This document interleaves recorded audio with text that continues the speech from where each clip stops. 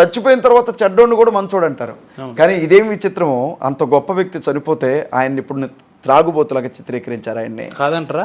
లేదన్నా, కాదంటారా? ఆయన సాక్ష్యం మీరు విన్నారో లేదో, నేను సేవ పరిచయంలోనికి రాకముందు ఎప్పుడు చూసినా మత్తులోనే ఉండేవాడిని, బాగా మందు తాగేవాడిని, డ్రగ్స్ తీసుకునేవాడిని, గొడవల్లో కొట్లాటల్లో పెద్ద రౌడీలాగా బ్రతికాను, మాది కడప అని చెప్పాడు ఆయన. కానీ సేవలోనికి వచ్చిన తర్వాత ఒక చిన్న విషయం చెప్తాను. ఆయనకి చక్కెర ఎక్కువ వేస్తే ఆయన ఏమంటాడు తెలుసా అన్న, నేను షుగర్ అంతా తీసుకోను, వద్దమ్మా నాకు షుగర్ పడదు అని అంటాడు ఆయన. అలాంటి వ్యక్తి లిక్కర్ తీసుకున్నాడన్న. మీకు చిన్న విషయం చెప్తానన్నా, మీరున్నారు, మీకు ఒక రేంజ్ ఉంది, మీకు ఒక స్థాయి ఉంది. మీరు హైదరాబాద్ నుంచి మీ ఊరు బయలుదేరారు తొర్రూరు. వస్తున్న దారిలో మీకేదో డిప్రెషన్ ఉంది, మందు తాగాలనిపించింది అనుకోండి, రోడ్డు పక్కన చిల్లరగా ఒక షాప్ దగ్గరికి వెళ్ళి 100 రూపాయలు 200 రూపాయలు పెట్టి లెక్కర కొనుక్కొని తాగి బండి మీద వస్తారా? పడుకుంటూ లెగుస్తూ వస్తారా? ఇంకో చోట మళ్ళీ ఆగి కొని రోడ్డు పక్కన పార్క్ దగ్గర పడుకుంటారా కాసేపు? మీ స్థాయికే మీరేం ఆలోచిస్తారు? ఉపేందర్ అంటే ఒక పేరుంది, నా పేరుని కాపాడుకోవాలి, నా భార్య బిడ్డలు రేపొద్దున మంచైనా చెడైనా ఇబ్బంది అని అనుకుంటారు కదా. అలాంటిది ప్రపంచానికి క్రీస్తు గురించి ప్రకటించినంత గొప్ప వ్యక్తి ఎంత ఆలోచించుంటాడన్నా? మనం ఆలోచించాలి కదా. 15 గంటల ఫుటేజ్లో ఎక్కడైనా ఆయన ముఖం కనపడితే బాగుండు, ఒక్కసారైనా ఆయన చూపెడితే బాగుండు అనుకున్నాం.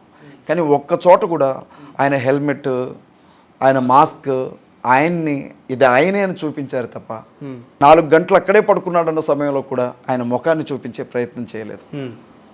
ఒప్పుకోవడానికి మనసు రావట్లేదన్న. ఎలా ఒప్పుకుంటామన్నా? ఇప్పుడు ఎన్ని అనుమానాలు.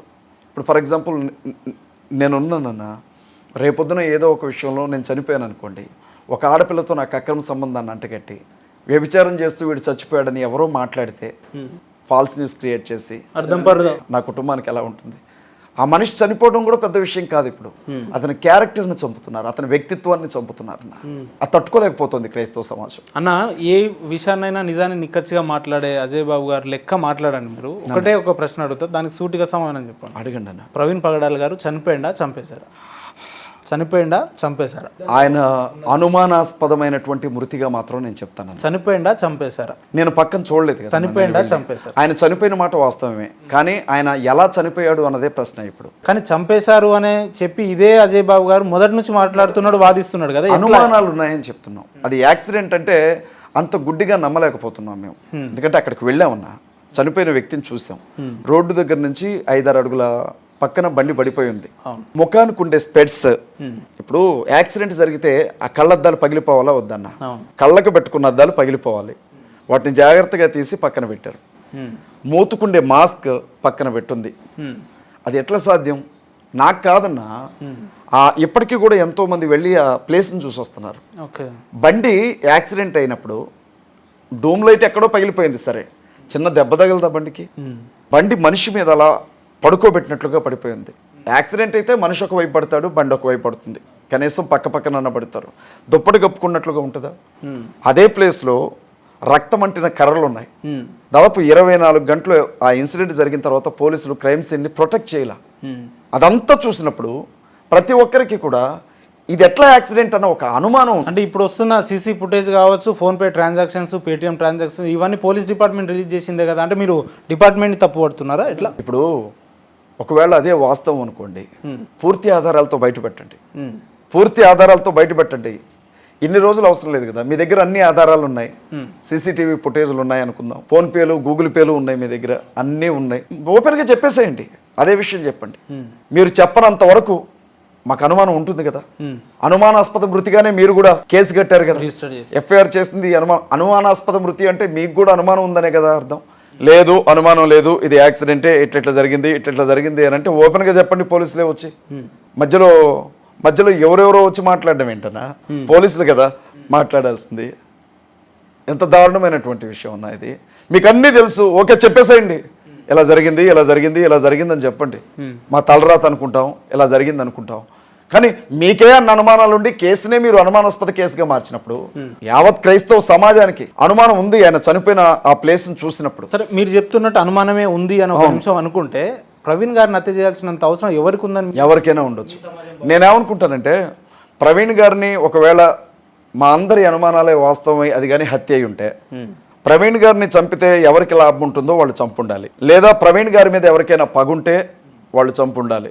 లేదా ప్రవీణ్ గారు ఎవరికన్నా కెరీర్కి ప్రమాదకరంగా ఆయన మారుంటే వాళ్ళు చంపు ఉండాలి. లేదా ఆస్తిపాస్తులకు సంబంధించినటువంటి వ్యవహారాల్లో ఎవరైనా ఇన్వాల్వ్ అయి ఉండాలి. ఏదో ఒకటి జరిగి ఉండొచ్చు. మేమేమంటున్నామంటే ఏం జరిగిందో మాకు తెలియదు, కానీ అతను చనిపోయినటువంటి స్థలం, చనిపోయినటువంటి ఆ శవం నమ్మశక్యంగా లేదు. యాక్సిడెంట్ అంటే ప్రవీణ్ గారు చచ్చిపోతే హైందవ సమాజాన్ని లేదంటే హైందవ మత పెద్దల్ని ఎందుకు తీరుతున్నారు మీరు? అవసరం ఏముందంటే ఇప్పుడు విషయం ఏంటంటేనా, దాదాపు ఆయన సేవా పరిచర్యలో రాధా మనోహర్ దాస్తో కావచ్చు, ధర్మమార్గం భాస్కర్ రాజ్తో కావచ్చు, హిందుత్వానికి మేమే పెద్ద దిక్కు అని మాట్లాడిన ఎంతో మందితో డిబేట్లు చేసిన వ్యక్తి ఆయన డిబేట్ చేసిన ప్రతిసారి ఆ కామెంట్ సెక్షన్లో ఆయన్ని చాలా పెద్దగా దూషించినటువంటి వాళ్ళు ఉన్నారు, చాలా రకాలుగా. ఒకసారి అయితే రాధా మనోహర్ దాస్ లేచి వెళ్ళిపోయాడు డిబేట్లోంచి. ద సేమ్ టైం ఆయన మహమ్మద్ ప్రవక్త మీద కూడా విపరీతమైనటువంటి వ్యాఖ్యలు చేశారు ఒక సందర్భంలో. ముస్లిం సమాజం నుంచి షమీ అనే వ్యక్తి, ఆయన కూడా చాలా కఠోరంగా మాట్లాడారు. గడిచిన ఒక నెల రోజుల నుంచి ప్రవీణ్ గారు ఆయన పేతో కానీ ఆయన ఇంట్లో కానీ, ఇప్పుడు అన్న పాస్టర్ గారి కుటుంబ సభ్యులు కావచ్చు, బంధువులు కావచ్చు, అన్న ఇట్లా జరిగిందన్న ఇది పరిస్థితి అని చెప్పుకుంటారు కదా. మాకు వచ్చినటువంటి సమాచారం ఏంటంటే ఆయన అనేక సందర్భాల్లో నన్ను చంపుతానని బెదిరింపులు వస్తున్నాయి, నా బిడ్డను చంపడానికి రెక్కి చేస్తున్నారు, నేను ఫేస్బుక్ వేదికగా ఈ విషయాలు చెప్తున్నా క్రైస్తవ సమాజం ఎవరూ నన్ను పట్టించుకోవట్లేదు, మన క్రిస్టియన్స్లో యూనిటీ లేదు, రేపు నేను చస్తే తప్ప వీళ్ళకి యూనిటీ రాదేమోనని బాధపడేవాడు. అదే పరిస్థితి మీకు వస్తుందని అనుకుంటారా ఈ 4-5 సిచ్యువేషన్ చూసిన తర్వాత? ప్రవీణ్ పగడాల గారితో పోలిస్తే నేను నథింగ్ అన్న. ఆయన జ్ఞానం కావచ్చు, ఆయన ఆస్తి కావచ్చు, ఆయన తెలివి కావచ్చు, ఆయన వ్యక్తిత్వం కావచ్చు, నేను దేనికి సరిపోను, నేను సరిపోను. ఆయన అలాంటి స్థితిలో మరణించారు, దాని వెనక ఏదైనా కొట్టుంటే నాకు ఓపెన్గా చెప్తున్నారుగా. హమారా ప్రసాద్ పెట్టిన పోస్ట్ మీరు చూడలేదా? నెక్స్ట్ అజయ్ నువ్వేరా చచ్చేది అని పెట్టాడు. బీజేపీ నేత చిన్న అన్న వ్యక్తి పెట్టిన పోస్ట్ మీరు చూడలేదా? నెక్స్ట్ అజయ్ గడే చచ్చేది అని పెట్టాడు. అట్లా ఎంతో మంది పోస్టులు పెడుతున్నారు నెక్స్ట్ అజయ్ అని, ఓపెన్గానే చెప్తున్నారు. సోషల్ మీడియా ప్రాతిపదికగా నాకు వ్యక్తిగతంగా మెసేజ్లు పెడుతున్నారు, ఫోన్లు చేసి బెదిరిస్తున్నారు. నేనేమన్నా దేవుణ్ణా అన్న? నేనేమన్నా దేవుణ్ణా? ఒకవేళ దేవుడు నన్ను శత్రువులకు అప్పగిస్తే చనిపోతానేమో, ఎవరికి తెలుసు. ఆ రోజు కోసం నేను ఎప్పుడు సిద్ధమే అన్న. మీరు ఇప్పుడు నన్ను చంపేళ్ళినా చనిపోవడానికి నేను సిద్ధమే, కానీ దానికి ఒక కాజ్ ఉండాలి, దానికి 10 మందికి ఉపయోగపడాలి ఆ చావు. ఒక మనిషి మరణం అన్న, ఇప్పుడు కోడి చచ్చిపోతే కోసుకొని తింటాం, మేక చచ్చిపోతే కోసుకొని తింటాం, మనిషి చచ్చిపోతే వాడిని తీసుకెళ్ళి పారేయడానికి తప్ప వాడు దేనికి పనికిరాడు. అట్లాంటి చావద్దన్న, 10 మందికి ఉపయోగపడాలన్న. ఒక మరణం అనేక మందిని కదిలించాలి. మీ చావుని మీరు కొని తెచ్చుకుంటున్నట్టు అనిపిస్తుంది నాకు. లేదన్న, అలా అని చెప్పి కసాయివాడి ముందు గొర్రె తలంచినట్లు ఉంచనన్ను, నన్ను నేను కాపాడుకుంటాను. ఇక నా చేయి దాటిన తర్వాత నేనేం చేయలేను కదా. ఒకవేళ నా బలం మించిన వ్యక్తులు వచ్చారు, నా శక్తి సరిపోలా, అటాక్ చేశారు, చనిపోవాల్సి వచ్చింది, దేవుడే అప్పగించాడు అనుకోండి, ఏం చేయలేను కదా. నేనేమన్నా దేవుణ్ణా? ఏం చేస్తున్నా మరి మీరు బహిరంగంగా నెక్స్ట్ అజయ్ బాబు ఈరోజు సామాజిక మాధ్యమాల్లో మారుమోగుతుంది, మీరు ఏం చేయగలుగుతున్నారు మరి? నేను పోలీస్ స్టేషన్లో కంప్లైంట్ ఇచ్చానన్న. కంప్లైంట్ ఇస్తే సరిపోతుందా? ఎస్పీ గారి దగ్గరికి వెళ్ళాను, ఖమ్మం సిపి గారి దగ్గరికి, కమిషనర్ ఆఫ్ పోలీస్ గారి దగ్గరికి వెళితే ఆయన లేరు. డిప్యూటీ సిపి గారు వారు ప్రసాదరావు గారు వారు ఉన్నారు. ఏం జరిగిందో అంతా వివరించి వారికి కంప్లైంట్ ఇచ్చాను. వారు urban police station CI Bhanuprakash గారికి కాల్ చేసి మా ముందే ఈ కేసు పూర్వాపరాలు పరిశీలించి కేసు కట్టండి అని చెప్పారు. సిఐ గారిని కలుస్తాం, వెళ్ళి ఆల్రెడీ అక్కడ కంప్లైంట్ ఇచ్చి వచ్చాం, సాయంత్రం రిజిస్టర్ చేస్తారనుకుంటున్నాం. నాకు ఎవరెవరి మీద అయితే అనుమానం ఉందో, అమర ప్రసాద్ కావచ్చు, 24 గంటలు నా మీద లైవ్ పెట్టుకొని బ్రతికే కరుణాకర్ సుగ్నా, లలిత్ కుమార్ కావచ్చు, రాధా మనోహర్ దాస్, వీళ్ళ గురించి ఎందుకంటున్నానంటే వీళ్ళు వీడియోలు చేసి అందులో నా ఫోన్ నంబర్లు పెడుతున్నారు. వీడియో చేయడమే కాకుండా నా ఫోన్ నంబర్ పెట్టడం వల్ల అనేక మంది ఆ నంబర్ చూసి వాళ్ళ ఫాలోవర్స్ నాకు బెదిరింపు కాల్ చేస్తున్నారు. ఫోన్ కాల్ లిఫ్ట్ చేసి మనం హలో అనే మరుక్షణమే అమ్మ నా బూతులు తిడుతున్నారు. నా ఇప్పటివరకు ఎన్ని కాల్స్ వచ్చినాయి మీకు? అట్లా నా ఫోన్ ఇస్తానన్నా, ఒక 5-6 వేల కాల్స్ ఉంటాయి, చూసుకోవచ్చు. 5-6 వేల కాల్స్, నా ఫోన్ అప్పచెప్పేస్తాను, ఇదేం అబద్ధం కాదు.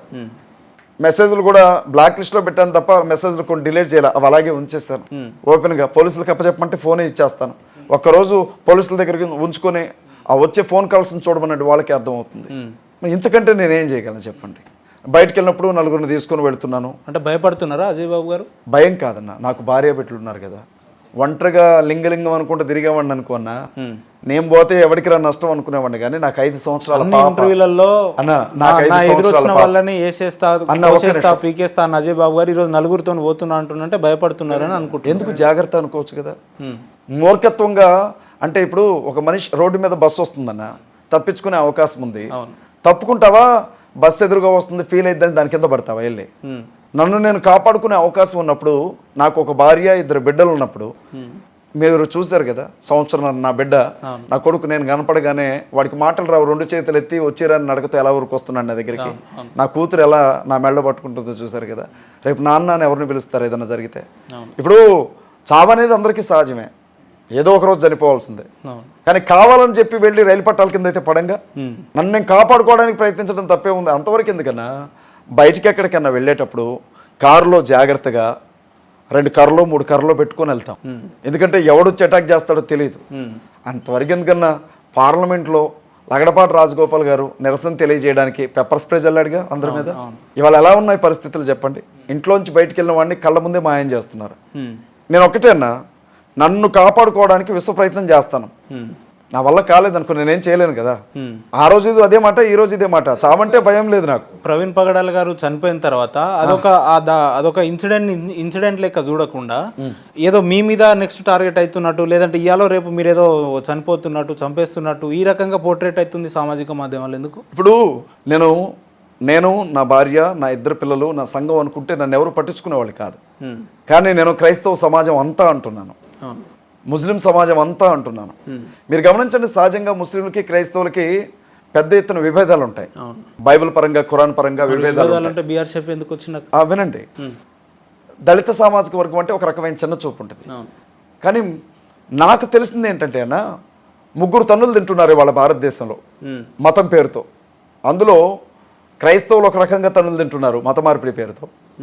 పాకిస్తాన్కి ఎప్పుడు జైగొడతారు వీళ్ళు, వీళ్ళకి అసలు దేశభక్తి ఉన్నదని ముస్లింలు తన్నులు తింటున్నారు.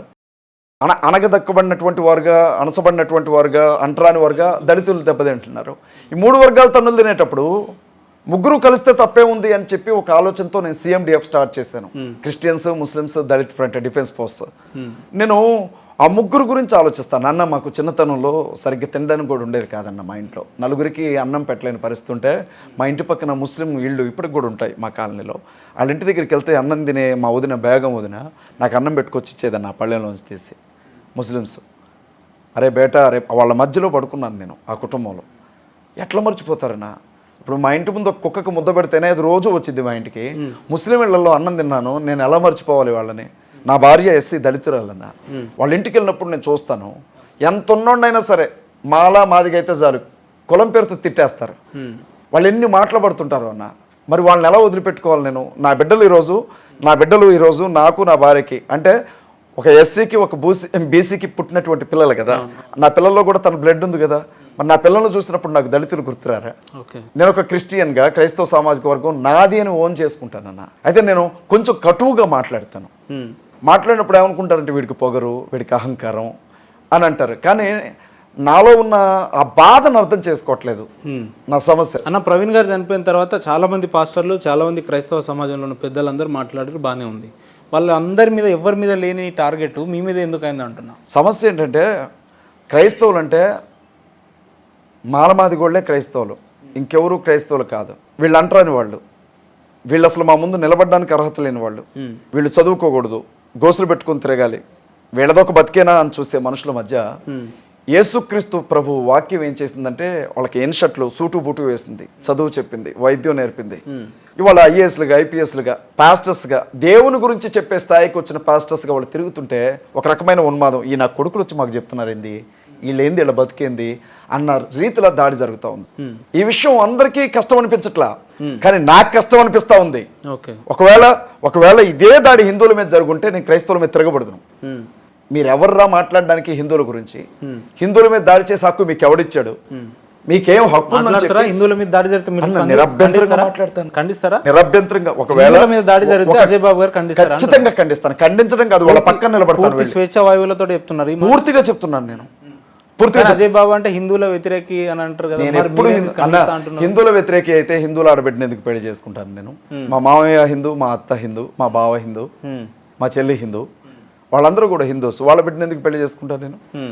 ఇవాళ కూడా మేము ఏమంటారునా, ఇంటి దగ్గర వాళ్ళు పెట్టుకుంటారు కదా, అమ్మవారికి పెట్టుకోవడం అట్లా ఉంటారు కదా, కబురు చేస్తారు కులదేవతగా, అల్లుడు వచ్చేళ్ళండి అని చెప్పి. ఇప్పుడు నేను వ్యతిరేకనని ఎవరు చెప్పారు? నేను హిందువులకు వ్యతిరేకని కాదన్నా. మొదటి నుంచి కూడా హిందువులకు నేను మంచి స్నేహితుడినే. నేను గర్వంగా మరి ఎందుకు చెప్తాను ఈ నరికేస్తా, విషయం. కోసేస్తా, చంపేస్తా హిందుత్వవాదం పేరుతో జరుగుతున్నటువంటి ఉన్మాదానికి మాత్రమే నేను వ్యతిరేకిని. మీకు ఇంకో విషయం చెప్తున్నాను, జిహాద్ పేరుతో జరుగుతున్నటువంటి మారణకాండకి నేను వ్యతిరేకినే. క్రూసేడ్ పేరుతో ఎక్కడైనా క్రైస్తవులు ఎవరి మీద కన్నా ఫారిన్ కంట్రీస్లో వెళ్ళినా దానికి నేను వ్యతిరేకినే. మతం పేరుతో ఒక మనిషిని చంపొద్దు, వాడు క్రైస్తవుడా ముస్లిమా హిందువా అని చూడొద్దు, అక్కడ వాడొక మనిషి, అది చూడండి అని చెప్తున్నాను నేను. వాడిని బతకనివ్వండి అని చెప్తున్నాను. స్వేచ్ఛగా వాడి మతాన్ని వాడు ప్రకటించుకునేవ్వండి, వాడి దేవుణ్ణి వాడు నమ్ముకునేవ్వండి, వాడి కష్టం వాడు పడుతున్నాడు, నువ్వు హేళన చేయొద్దని చెప్తున్నాను నేను. రిఫ్లెక్షన్ అనేది ఉండదు అన్న. ఇప్పుడు బొకడా బైబిల్ అన్నాడు రాధా మనోహర్ దాస్, లంజల పుస్తకం అని అన్నాడు. యేసుక్రీస్తు తల్లి మరియా వ్యభిచారం చేసి యేసుక్రీస్తుని కందే అన్నాడు. ఇదే మాట ఒక 20-30 ఛానళ్ళు లైవ్లు పెట్టుకొని మమ్మల్ని హేళన చేస్తూ ఉంటే ఆన్సర్ చెప్పొద్దన్న. అందులో భాగంగా నువ్వు బైబిల్ జోలికి వచ్చావు కాబట్టి నీ గ్రంథాల్లో ఏముందో మాట్లాడావు అంతే తప్ప బూతులు మాట్లాడసుమా. మీ పురాణాల్లో ఏముందో చెప్పావు అంతే. మేము ఇప్పుడు ప్రతి ఆదివారం చర్చికి వెళ్తామన్నా, చర్చిలో ఉండే ప్రతి ఒక్కరికి చెప్తాం మీ చేతుల్లో బైబిల్ ఉండాలి ఖచ్చితంగా అని. మరి మీ గుడికి వచ్చిన ప్రతి ఒక్కళ్ళు కూడా మీరు పురాణాలు పంచొచ్చుగా, మీ గుడికి వచ్చిన అందరికీ భగవద్గీత రామాయణం ఇవ్వచ్చుగా. మీరెందుకెవరన్నా? హిందువులందరిళ్లలో భగవద్గీత ఉండాలి, రామాయణం ఉండాలి, పురాణాలు ఉండాలి, వేదాలు ఉండాలి, తెలుగులో చదువుకునే అవకాశం ఉండాలి. ఉంటే అంటే మత ప్రచారం చేయడం మా సంస్కృతులు లేదు కాబట్టి మేము ప్రచారం చేయం. ప్రచారం కాదన్నా, నువ్వు ఒక హిందువి అని అంటున్నావు, నువ్వు ఒక బ్రాహ్మణ మతాన్ని నమ్మిన వ్యక్తివి, అప్పుడు నీ మత గ్రంథం నీ ఇంట్లో ఉండాలి కదా, ఎందుకు ఉండద్దు? ఉండదని మీరు ఎట్లా అనుకుంటున్నారు? ఎవరు ఉండదని మీరు ఎట్లా? ఇవాళ అందరు హిందువులు అన్న మా ఇంటికి వస్తారా మీరు? గుండెల మీద చేసుకో, మా ఇంటికి రండి మీరు, గుండెల మీద చేసుకొని చెప్పండి. ప్రతి క్రైస్తవుడి ఇంట్లో బైబిల్ ఉంటాయి, నా ఇంట్లో అతకంటే ఒక 10-15 బైబిల్ ఉంటాయి. ప్రతి క్రిస్టియన్ ఇంటికి వెళ్ళండి బైబిల్ ఉంటుంది. ప్రతి హిందూ ఇంటికి వెళ్ళి చూడండి ఎన్ని రామాయణాలు ఉన్నాయో అడగండి, భగవద్గీతలు ఎన్ని ఉన్నాయి, పురాణాలు ఎన్ని ఉన్నాయి. నీ గ్రంథం నువ్వు చదవనప్పుడు మా సంస్కృతులు నీ గ్రంథంలో ఏముందో నీకు ఎలా తెలుస్తుంది? ఎవరు చెప్పారు చదవలేరని? ఎవరు చదవట్లేదు. ఎవరు చెప్పారు? ఇప్పుడు ఏంటో తెలుసా, ఇదే ఏ గరికపాటి నరసింహారావు ఇదే 10వ తరగతిలో రామాయణం గురించి ఏ రామాయణం గురించి, మీ బైబిల్ గురించి ఎక్కడ? వాల్మీకి రామాయణం గురించా, మొల్ల రామాయణం గురించా, లేకపోతే ఏ రామాయణం? 318 రకాల రామాయణాలు ఉన్నాయి. అందులో ఏ రామాయణం గురించి మీరు చదివారు? బైబిల్ అంటే బైబిల్ ఒకటే పుస్తకం, ఒకటే బైబిల్ గ్రంథం ఒకటే చాప్టర్ లేవు. అందులో 66 పుస్తకాలు ఉన్నాయి లేదా 73 పుస్తకాలు ఉన్నాయి వేరే చోట. మాకు రామాయణం అని అంటే వాల్మీకి రాసిన రామాయణం అని చెప్తాను అన్న. ఇప్పుడు నేనేమంటున్నానంటే మీరు మీరు రాసుకోండి రామాయణం, నాకు ఇబ్బంది లేదు, కానీ మీరు చదవండి అంటున్నాను. మీరు చదివితే ఏమవుతుందంటే అందులో ఏముందో ప్రతి హిందూకు తెలుస్తుంది. అప్పుడు మేము హేళన చేస్తున్నామా, ఉన్న విషయాలే చెబుతున్నామా, మీకు అర్థమైద్దని చెప్తున్నాను నేను. రామాయణాన్ని టార్గెట్ చేయట్లేదు నేను, అవి మీరు చదవాలి అంటున్నాను. బైబిల్ అట్లా మీరు మమ్మల్ని అడగొచ్చు, మీరు బైబిల్ చదవండి అని. మేము ప్రతిరోజు చదువుతాం, ఉదయం చదువుతాం, మధ్యాహ్నం చదువుతాం, పడుకునేటప్పుడు చదువుతాం, ఖాళీగా ఉంటే గంటలు చదువుతాం. మీరు ఎన్నిసార్లు చదువుంటారు అట్లా? మీ పురాణాలు తెలుసుకోవాలి కదా, అసలు ఏముంది అందులో అనేది ఏముందో తెలుసుకోవాలి కదన్నా. ఏమీ తెలియకుండా నేను ధర్మ ప్రచారకుడిని అంటే అసలు నీ మత గ్రంథాలు ఏం చెప్పాయి? నీకు ఏది ప్రామాణిక? ఒక బైబిల్ పట్టుకొని లేదంటే ఒక బ్లేజర్ వేసుకొని ఒక కోట్ వేసుకుంటే పాస్టర్ అయిపోతాడా, ఫాదర్ అయిపోతాడా? ఇదేనా మీ సంస్కృతి? ఒక్క విషయం చెప్పనా, సంస్కృతి అనేది ఆహార పద్ధతులకు సంబంధించిందో, కట్టుబట్టలకు సంబంధించిందో, ఆచార సాంప్రదాయాలకు సంబంధించిందో మాత్రమే కాదన్నా, అదొక జీవిత విధానం. అది సంస్కృతి. ఎవరి పద్ధతి వారుకుంటుంది. మేము ఉన్నామన్నా, క్రైస్తవులు ఉన్నాం, మా బైబిల్ ఏం చెబుతుంది అంటే మందు తాగొద్దు అని చెబుతుంది, త్రాగుబోతులకు పరలోక రాజ్యం లేదంటుంది, వ్యభిచరించొద్దు అంటుంది, కట్టుకున్న భార్యతో మాత్రమే కాపురం చేయి. ఇప్పుడు ప్రవీణ్ గారు చేసింది ఏది? ప్రవీణ్ పగడాల్ గారు చేసింది. మీరు ఆయన వ్యక్తిత్వాన్ని మీరు కూడా చంపాలనుకుంటే నేనేం చెప్పలేను. లేదు, సామాజిక మాధ్యమంలో వచ్చిందే అడుగుతున్నాను. 10 మంది రకరకాలుగా మాట్లాడటం మనుషుల నైజం. అది లోకుల్ని కాకులు అంటారు. ఇవాళ క్రైస్తవులు అంటేనే పళ్ళు పట్ట వాళ్ళు. అజయనా, మీరు ఎట్లా మాట్లాడుతున్నారంటే అధికారికంగా ప్రభుత్వంలో పనిచేసే పోలీస్ వ్యవస్థనే ఈరోజు మీరు తప్పు పడుతున్నారు. తప్పు అంటున్నారు. మొత్తం పోలీస్ యంత్రాంగాన్ని తప్పు పడుతున్నారు. చెప్పేది పోలీస్ యంత్రాంగాన్ని తప్పుపడ్డం కాదు, నేను వాళ్ళని ఎప్పుడు గౌరవిస్తా. నేను ఏమంటున్నంటే 15 గంటల CCTV ఫుటేజ్ లో ఆయన ముఖాన్ని ఒకసారి చూపించండి, మేము నమ్ముతా ఉంటున్నాం. రామవరపాడు జంక్షన్ దగ్గర ఎలా చూపించే అవకాశం ఉందో నేను చెప్తా. హైదరాబాద్ నుంచి నువ్వు వస్తున్నావు అన్న, బండి మీద వస్తున్నావు, కారులో వచ్చావు, స్పృహ తప్పి పడిపోయావు, తల మీద హెల్మెట్ ఉంది, ముఖానికి మాస్క్ ఉంది. నేనేం చేస్తానంటే కామన్ సెన్స్ ఉంది కదా, వెంటనే హెల్మెట్ తీసేసి మాస్క్ తీసి ముఖం మీద నీళ్లు కొడతాను. రామవరపాడు దగ్గర ఒక మనిషి బండి మీద నుంచి పడిపోతే అతను పక్కన కూర్చోబెట్టి 4 గంటలు అతను అక్కడే ఉంటే హెల్మెట్ తీలా, మాస్క్ తీలా పడుకున్న మనిషి హెల్మెట్తోనే పడుకున్నాడు అన్న 4 గంటలు. ఎవరికి చెప్తున్నారన్న కథలో ఎవరికి చెప్తున్నారు? మీకు ఓ విషయం చెప్తాను. ఇవాళ యాక్సిడెంట్ అని వీళ్ళు అంటున్నారు కదా, మనిషి చనిపోయిన రోజు అది హత్య అనొద్దు, యాక్సిడెంట్ అనొద్దు. ఆయన చనిపోయిన రోజే విషయం బయటకు వచ్చిన రోజు హమారా ప్రసాద్ ఫేస్బుక్లో ఒక పోస్ట్ పెట్టాడన్న. ఇక అనొద్దు కానీ ఏదో తప్పుడు మాట అన్నాడు. పగల తాగి గుద్దుకొని చచ్చాడు, పోస్ట్ మార్టం రిపోర్ట్లో ఇదే వచ్చింది చూసుకోండి కావాలంటే అన్నాడు. అప్పటికి ఇన్వెస్టిగేషన్ జరగల, సీసీటీవీ ఫుటేజ్లు బయటికి రాలా, పోస్ట్ మార్టం జరగల, పోలీసులు ప్రెస్ మీట్ పెట్టలా. అతనికి ఎలా తెలుసు అన్న హమారా ప్రసాద్కి? ఎలా తెలుసు? ప్రవీణ్ పగడాల గారు ఫోన్ చేసి, అరే హమారా ప్రసాద్, అరే వరాహ ప్రసాద్, అరే పంది, నేను మందు తాగుతున్నారా, యాక్సిడెంట్ చేసుకొని చచ్చిపోయేలా ఉన్నా అని చెప్పాడు. అంటే ప్రవీణ్ గారు నేనే హత్య చేసి ఉంటాడు అనుకుంటున్నారు మీరు? నాకు నమ్మకం ఉందన్న, నాకు నమ్మకం ఉంది. ఖచ్చితంగా హమారా ప్రసాద్ బ్యాచ్ హస్తం ఏదైనా ఉండుండొచ్చు అని నేను నమ్ముతున్నాను. ఎందుకంటే వాళ్ళు పెద్ద స్టేట్మెంట్ అంటారా, చాలా పెద్ద స్టేట్మెంట్ ఇది. అయినా వాళ్ళు పెట్టినటువంటి స్టేట్మెంట్లు నా దగ్గర ఆధారంగా ఉన్నాయి. చాలా ఇబ్బంది అయితే నాకే ఇబ్బంది కాదు. ఫేస్బుక్ లో వాళ్ళు పోస్ట్ పెట్టారా లేదా, ఫేస్బుక్ లో వాళ్ళు ప్రసాద్ అయితే ఈయననే చంపినారని కరెక్ట్. వినండి, ఫేస్బుక్ లో వాళ్ళు పోస్ట్ పెట్టారా మాట్లాడుతున్నారు మీరు? నా ఫోన్ ఇవ్వండి ఒకసారి.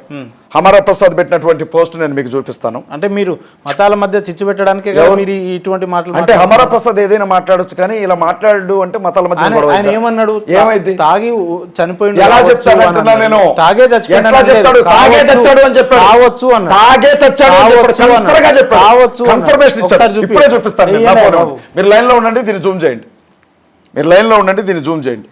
ఎందుకన్నా మనుషులు పిచ్చోళ్ళని చేస్తారు. మీరు ఏమంటారన్నా, స్క్రీన్ షాట్ పిక్చర్స్ ఉంటాయి కదన్నా, అవి ఎలా చూడాలి? స్క్రీన్ షాట్ చూడండి దయచేసి.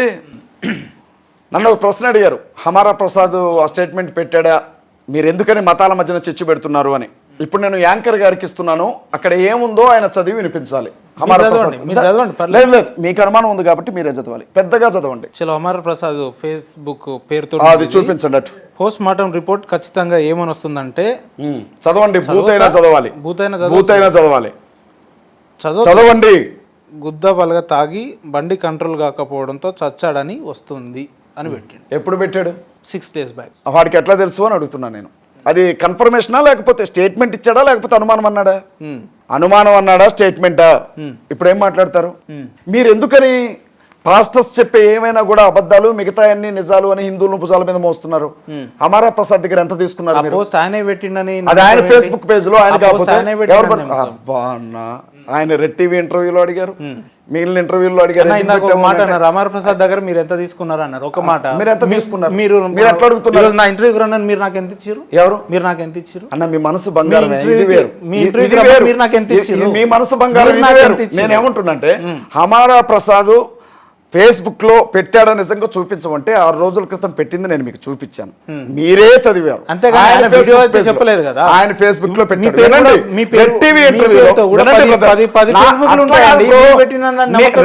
ఇంటర్వ్యూలో నువ్వు ఇలా ఎందుకు పెట్టావంటే ఖచ్చితంగా అదే వచ్చింది రిపోర్ట్ చూసుకో అని అన్నాడు. రెడ్ టీవీ ఇంటర్వ్యూలో లైవ్ ఆయన మాట్లాడాడు, సిసిటీవీ ఇంటర్వ్యూలో మాట్లాడాడు. వీళ్ళకి ఎలా తెలుసు అంటున్నాను నేను.